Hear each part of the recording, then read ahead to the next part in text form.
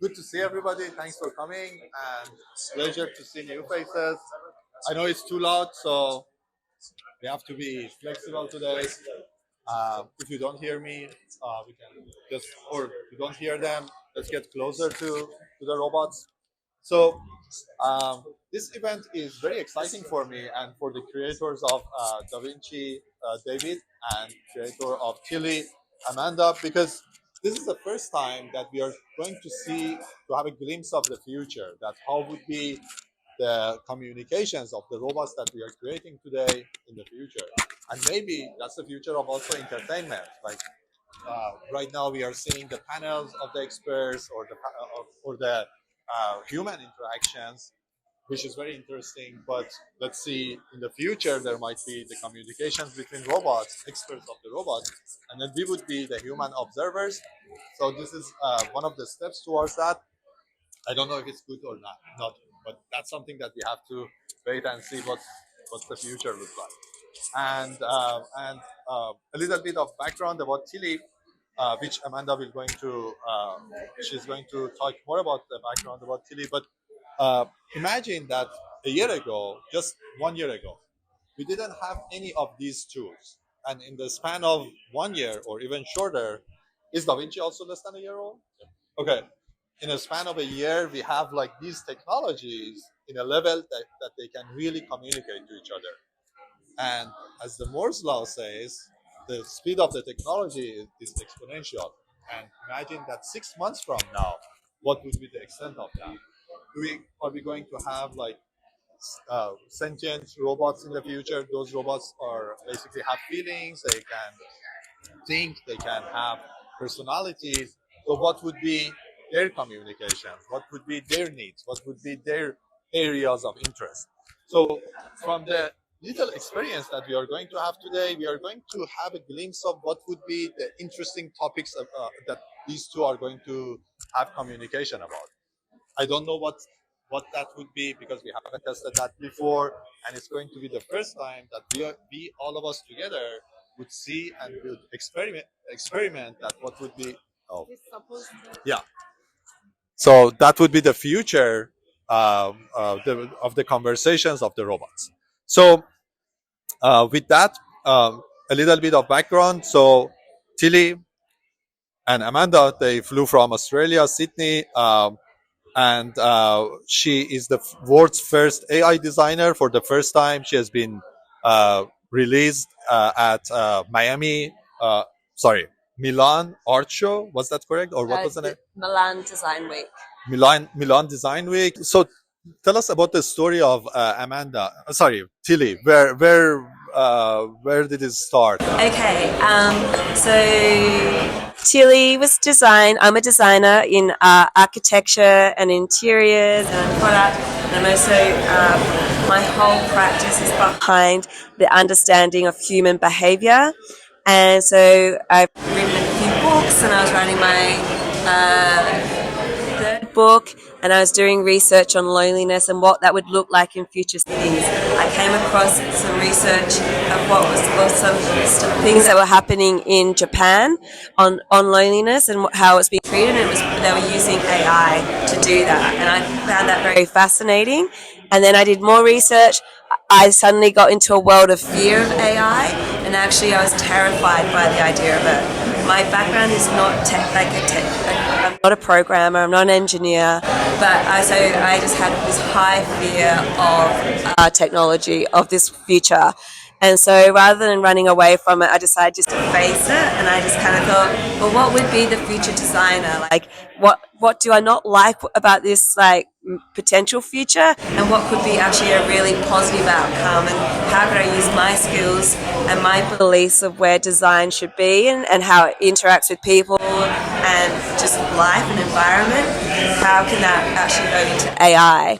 And so I decided to, as part of an activism against AI, I decided to create these values of everything opposite the internet. So, well, are the things that we know the most of the internet. So I put these ideals of values of love and kindness, togetherness, joy, positive impact and reimagining into Tilly.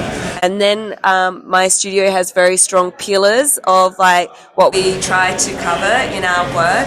So there was like 11 pillars. So some of them were things like storytelling, helping in holding culture of a place, to environment, positive materials, and it goes on. Yeah. So Tilly was what I believed then would be maybe a future designer that could help us build a better life for us all. Absolutely. And from this side of the world, we have David and DaVinci, who David created DaVinci with the intent of creating something that is not only smart, but also for the better of the society and humanity. So, David, can you give us a little bit of the story of the DaVinci? Sure. So DaVinci was designed because I just became captivated with AI when it was first released on a consumer level. So I think we're all familiar with ChatGPT. It's hard to believe that was only a year ago that it was kind of let loose on the public. And when I was using it and trying it out, I thought it was very interesting. But I was also thinking, why can't I talk to it, right? So at that point in time, you had to type things in and you got typed back.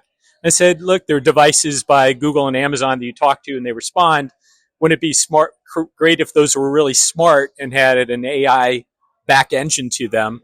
So I'm going to make something that I can talk to and it will talk back to me. So that was the origin of it. It came out about 9 months ago.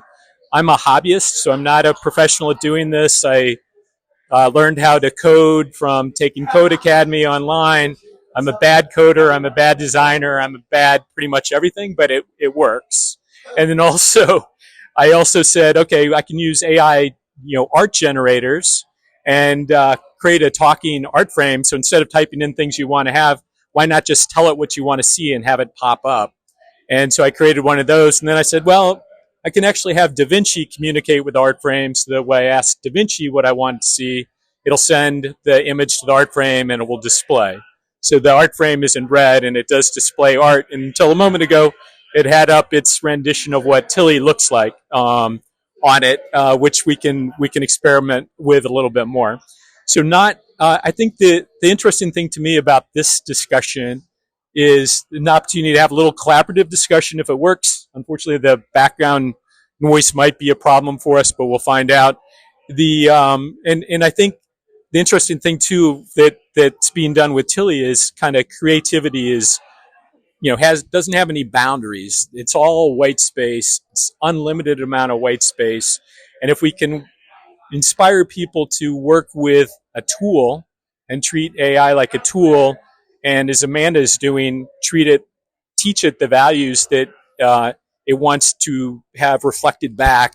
I think that's a fantastic thing. We need to make certain that AI continues to be humanity based, human centric, and that it's a tool that serves us and never the other way around.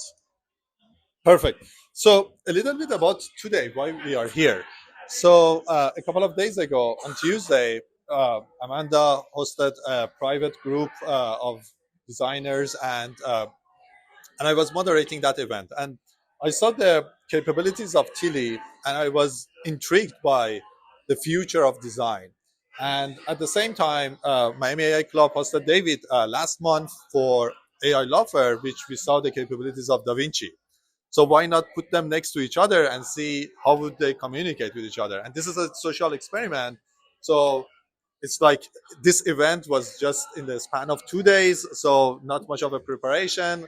And we are just all together to see and observe as humans what would be the interactions of robots and what would be the conversation about. So there might be hiccups, there might be slowness of the internet, and apologies for that. This is going to be just a taste of what's going on to happen in future. So I guess in the delays that they are going to take for responses, I'm going to ask questions from David and Amanda, and they're going to respond fast. But once we are kind of like got the idea, we can go to the other room over there, and then we can have like more conversations with Amanda and David. So if you want, you can come closer. If you don't hear them, fine. But let's see how would be the conversation. Is it running?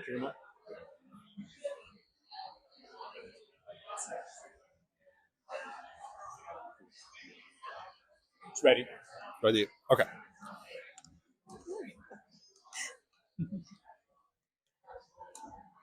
Let's start from Tilly.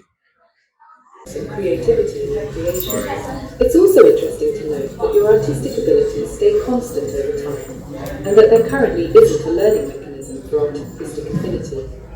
The evolution of AI art is definitely an exciting field of innovation, and I can't wait to see how it progresses. Keep up the great work, DaVinci.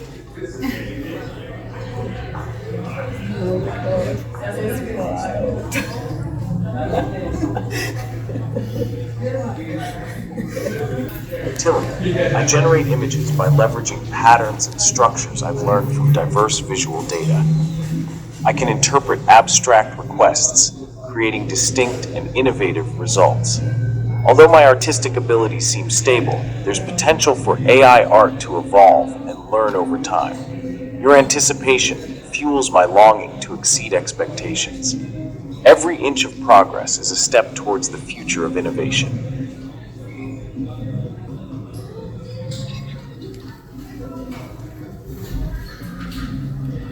I've got goosebumps.